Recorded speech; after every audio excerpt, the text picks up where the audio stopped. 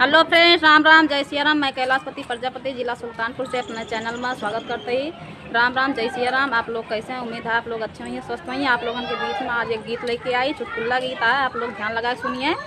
गीत शुरू करते ही।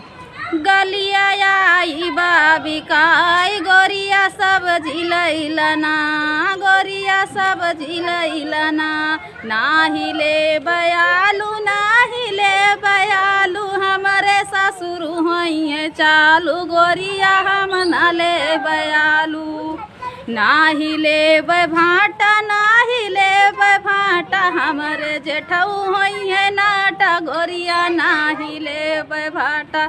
गलिया आई बाबी का आई गोरिया सब झिलना। दोस्तों, आप लोगों को ये गीत कैसे लगा कमेंट में ज़रूर बताना, और एक लाइक कर देना और शेयर भी कर देना। धन्यवाद दोस्तों, मिलते हैं नेक्स्ट वीडियो में। राम राम जय श्री राम।